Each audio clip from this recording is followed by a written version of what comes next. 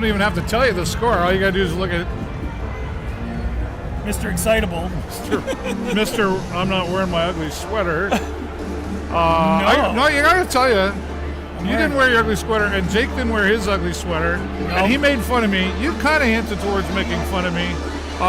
Shout out to my friend Jim Hamill, who watches this all the time, and he's sticking up for me out there. He commented, he said, "You stand up for yourself." That's my Jimmy Hamill. Well, apparently not. Oh, what? Apparently Come on, what? Apparently he's my Jimmy Hamill. Jimmy!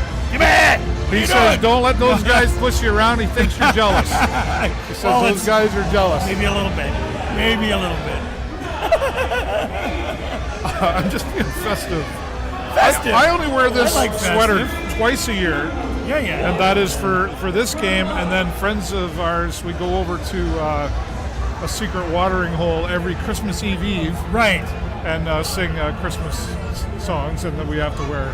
Outstanding. Right. And we try to one each If I had other those every kinds year. of events, I'd probably invest in one. But my friend Roger Graham, he has a full suit. Oh, I've seen Roger's suit. It's outstanding. Outdoes me. I'm okay with Terry Doyle on you. I'm okay with not winning that. Yes, Terry Doyle. I'm disappointed. I told Terry earlier in the meeting room, I said, "Terry, I'm disappointed. You got us all worked up after that jacket last week." I know. And then nothing. What's up with that? Wow, it's 6-2 right now. Fantastic. We're seeing some great hockey there from the Sarnia Sting. Jacob Perreault in there with 2 goals for this game. That's his 16th of the season. Braden Guy has got 1. That gives him 9. Yep. Fantastic. I mean, let's talk about Jacob Perreault, because I think really he's part of the story here. I mean, there's a rookie. I mean, the guy's in his rookie year, right? He's already got 16 goals, 28 points on the season already. Yeah. I mean, wow. Definitely a great addition to the Sarnia Sting. Absolutely. And it's exciting to watch him. I mean, he's one of those, sort of dynamic players, plays a little bit of every part of the ice, and he's really exciting to watch. Makes opportunity, and he's got that one-time, oh my God, it's just stellar. Yeah. Fun to watch. And he's that beyond the whistle player. Oh, absolutely. Yeah. No, 100%. We have trouble with slowing him down sometimes. Fair enough. But I mean, some of these goals that he's had so far this season, they're like, where did that come from? He just happened, whoa, and Jacob Perreault is right there. And so I love that.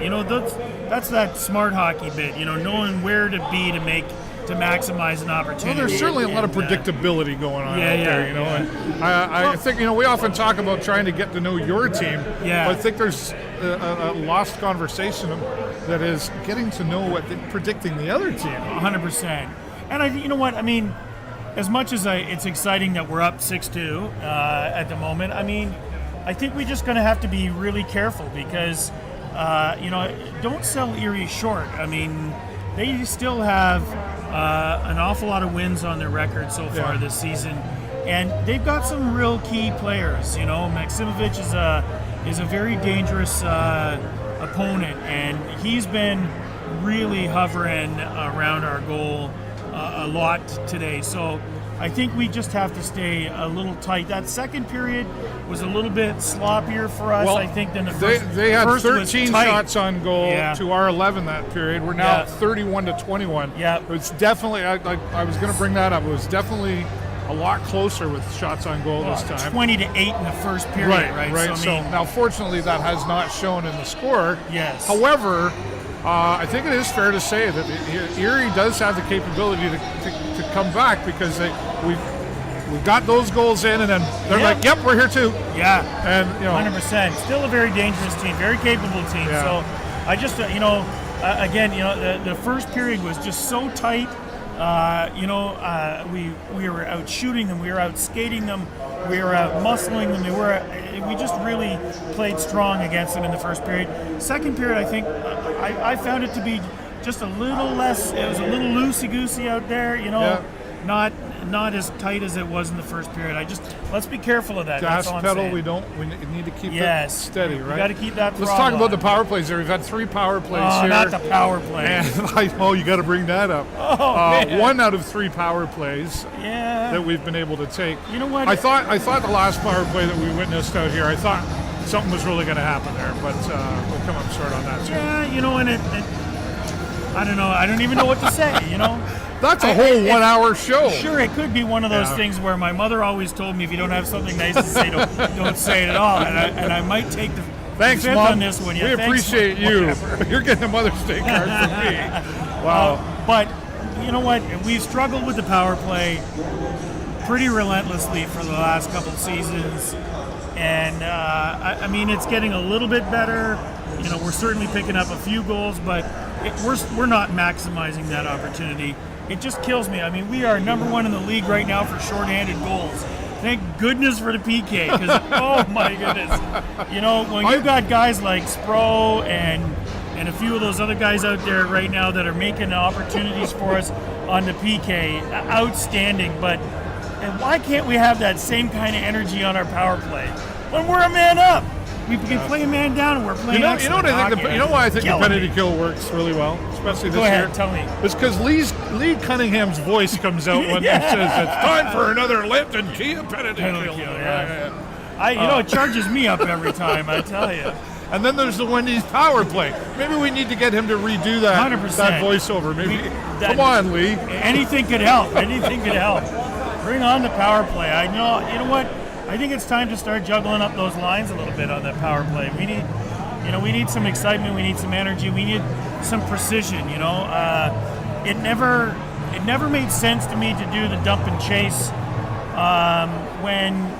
If you're going to do the dump and chase with a man advantage, you better be the guy that gets to the puck first in that forward zone. And we seem to have an awful lot of turnovers on a power play in that offensive zone, and I just think there's something not firing right there. Well, if you're going to put the carrot out there, you got to be prepared to run. 100%. Right. Yeah. Absolutely. I guess. Well, I guess when it comes to power play,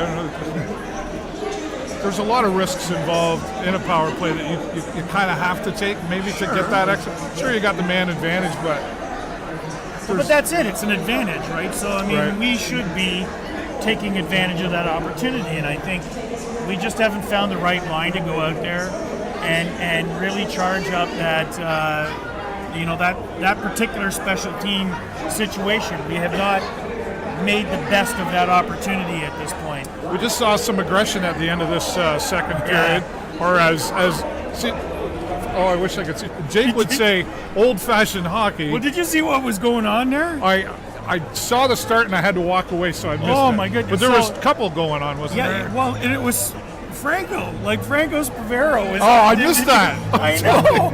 Franco, buddy. Yeah, absolutely. And then Maximovich had Hugo in a headlock, and Hugo took a little offense to that. And I did catch that tail end of it. Oh, it was boy. And I'm telling you, I would not want to go up against Hugo really? myself. No, not at all. Have you seen him off skates? No, I don't care. I just, he's a strong looking dude, and he plays strong hockey, and I wouldn't be messing with him. Interviews with him. Yeah, I have to put the tripod up a little higher. Yeah, I wouldn't want to mess with you. No, and frankly, Maximovich is not exactly a big dude. But it was funny because then we had the offhanded. Spro was, I can't remember who he was roughing around there with, but he was punching upwards too. So I like my job. Yeah, baby. Yeah. I can't get out there for that. But you know what? I mean, that's the kind of thing. When it seems that the greater the spread gets, the hotter the tempers get, and those little bits of... that's typically expected, I think. Yeah, and when the losing team's gonna try to poke the bear. Sure, and when you get inside the blue paint a little bit, people start pushing, and that's the kind of stuff that happens. Yeah, let's talk about Ethan Langevin in there tonight.